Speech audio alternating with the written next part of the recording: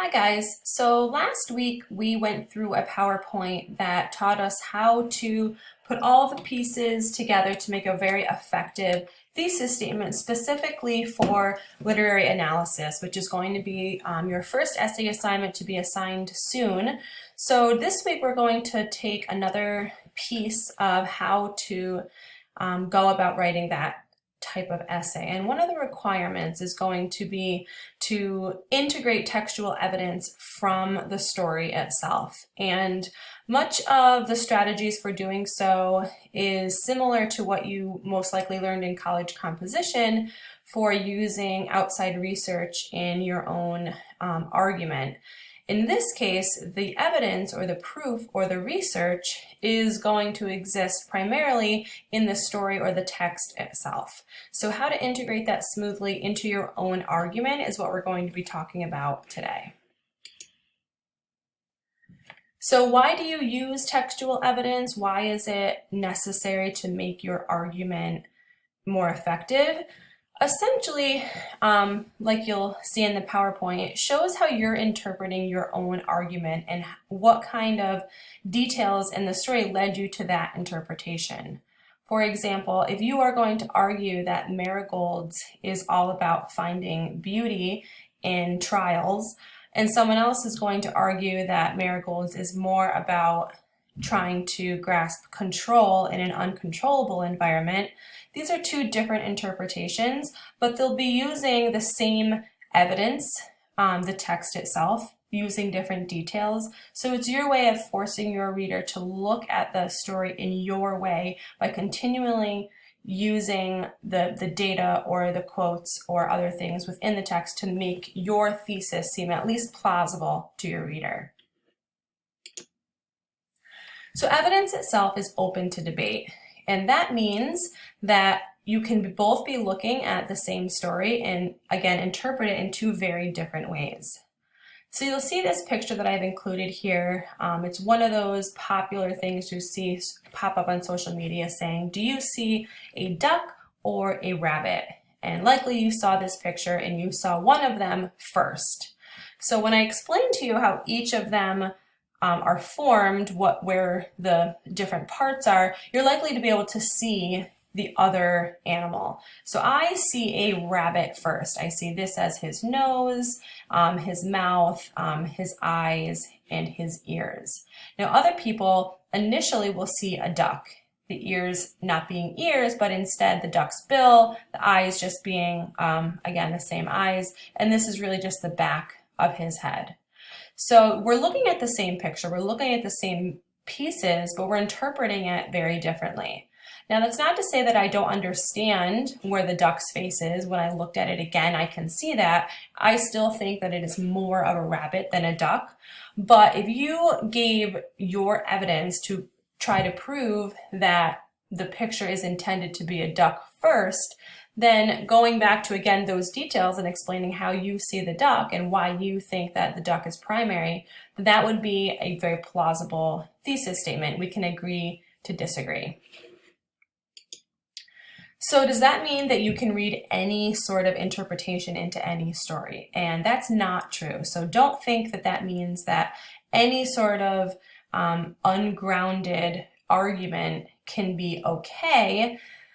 The biggest issue is how you're using the data. You want to make sure that you are being authentic to the piece itself, that you're looking at the details, that you're not adding anything in, and that you're not adding your own opinion. If you want the piece to say something that's not found in evidence of the text, you really can't force it. So again, grounded in evidence is key. Persuasively reasoned to explain how you took that evidence to lead to your own thesis statement is fine. But again, people will go on kind of wild goose chases and make wild accusations that aren't grounded in any sort of details, and you just want to be careful of going down that rabbit hole.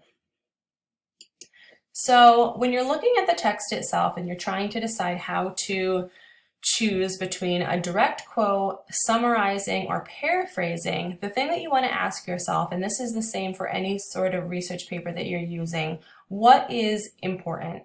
Is it important what was said, the content of that sentence or that paragraph or that page or that chapter, or is it how it was said? So it's more likely than in a regular academic research paper, for example, to be to matter how it was said, because it may be the particular diction or the word choice that the author used. But if it was just information, then it doesn't matter the way the author said it. You can restate that in your own language. And you want to be very choosy when you give up real estate in your own argument to even the text itself. You want it to always be doing something. It always needs to be proving an analytical point that you're making. So one thing that you want to be careful of is not to include a direct quote when all that is doing is merely restating plot.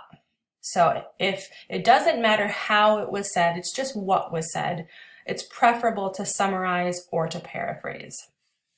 I give an example there from Shirley Jackson's The Lottery. That may not mean much to you if you haven't read the story yet, but these resources will be available to you throughout the semester, so they'll mean even more to you later on when we've read the story. So why do we use quotes? If it's, again, the specific language that was important, using a quote makes a lot of sense. If it proves your point in some way, then absolutely feel free to include the word-for-word quote. If there's some figurative language, maybe there's a metaphor, if there's a simile there that you want your reader to see because that proves a point that you're making, include that, even if it's just a few of the words. Maybe there's some connotative language, which we'll talk about more specifically later on in the semester. But connotative language is choosing a word that is intentionally evoking some emotion. So don't quote again to tell the story. Don't restate some aspect to the plot unless there's a clear reason why you're including those words. So when you're choosing to include a quote, also be choosy within the quote. Very likely an entire sentence isn't necessary to make your point. Only pick the pieces that are important. So a word or pair of words likely is the only thing that is necessary. So if you see this example, again, this is from Shirley Jackson's The Lottery. So I have this first bullet here where it says, instead of, this is too much of a quote. There's too many words here that are not important. So in this example, the only word that I would be using if I was a student writer is although, and then the rest of it is quoted from Shirley Jackson, and the sentence reads as follows. Mr. Summers spoke frequently to the villagers about making a new box. No one liked to upset even as much tradition as was represented by the black box. But there's too much there and there's no analysis. The reader doesn't understand why you've included that quote. So a better way to include that information is the second bullet here. There's much more analysis. There's much more of my own argument. And that argument starts here. The black box symbolizes the tradition of the ritual since it is the only surviving relic of the lottery besides the lottery itself. Therefore, despite suggestions to replace the current box, quote, no one liked to upset even as much tradition as was represented by the black box. So again, you're just choosing words in there much more carefully instead of including a full sentence just because it's included in a piece that you're trying to reference. So once you've decided to include a quote, be very careful of using a dropped quote, which is just not integrated into your essay in any smooth way. There's, again, no interpretation of the quote itself. It's just kind of as it sounds, dropped there and left to the reader to figure out how it's proving your point. So I have a bad example first. This is from George Orwell's A Hanging, his narrative essay. So the first example reads as follows. Orwell uses effective diction to create a sullen mood throughout A Hanging, period. Then it was a sodden morning of the rains. So there's no connection there between those two sentences. I kind of can figure out that quote from the story is proving that analytical point that I made previously, but it's not clear because there's no incorporation of that quote that would help us with that. A better use of that quote is the second example. Orwell uses effective diction to create a sullen mood throughout hanging, like when he introduces the setting by stating, "It was a sodden morning of the rain." So it's much smoother. We understand what that sentence is saying. We know where that comes into play. It's right in the beginning. It's when I say he introduces it, it's talking about just the setting for the story, which we're going to learn about this week in our textbook. And I now understand how that piece is supporting your own point. So because these two sentences do seem to be related, an easy way to fix this is to change this period into a colon. So if we look at the next slide, this leads me to option 1. Give an interpretation, then a colon, and then the quotation itself. So here's an example from Ursula Le Guin's The Ones Who Walk Away from Omelas. The crime here is that the utopia of Omelas is supported on such strict terms. Colon, there may not even be a kind word spoken to the child. So if you see here at the bottom, I have kind of an easy way to remember this option. It's like saying, here's my point, here's my proof. This colon, while it may not seem like much of a difference than a period, it communicates to your reader that these two units or these two sentences, those are related, they're supporting each other. So it's the only difference of one dot, but it makes a lot more clarity to your reader. Option 2 is a little bit more complex, but again, just really helps to support the way that you're using that outside evidence. So start with an argument sentence. The first sentence here, just as important is the irony that's found in the story. That's your own argument. Then there's a little bit of background to introduce the quote in terms of who's speaking and maybe when they are speaking. So 2 men are discussing a town that has stopped performing the lottery. The older of the two men says, and then the quote itself. Next thing you know, they'll be wanting to go back to living in caves. This idea is, now you're going to reflect back on that quote to make sure it was clear to your reader. This idea of being uncivilized because they will not perform an act that the reader almost certainly will find uncivilized is vital to the basic idea of this story.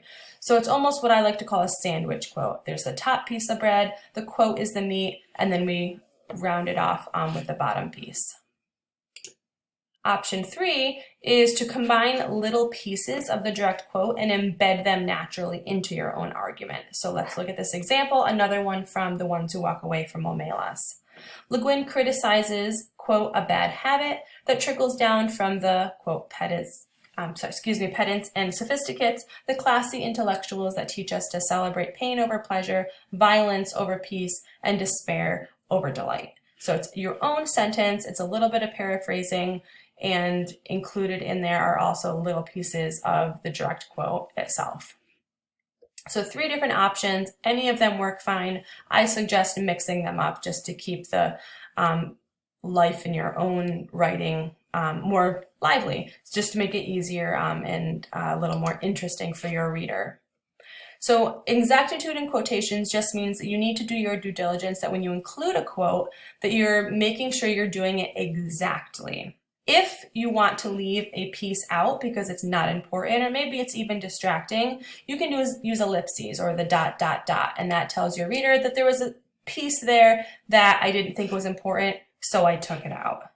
Something else that may need to be changed are pronouns. So if you want to include a quote, but it's not sure what that pronoun is specifying, so in this example, if the pronoun is she, and your reader would not know what she is without reading the sentence or sentences prior to that sentence, you can just change it out for what that pronoun is standing in for. So in this case, it's a character named Tessie. So this is true if you use a pronoun it and the reader wouldn't know what that is. You can just use these brackets and then change that word, and your reader understands you've changed it for the sake of clarity. So in-text citations follow the same MLA rules that you learned in Comp 1. You use the author's last name and the page number. You have parentheses around that, and then you have an end punctuation at the end. That's really going to wrap up your what you need to know to include this textual evidence from the stories for the literary analysis that we're leading towards. So I just encourage you to go through this maybe multiple times, to have this open in front of you when you're reading, and even try to use some of this when you're using the discussion forum. Thanks, guys.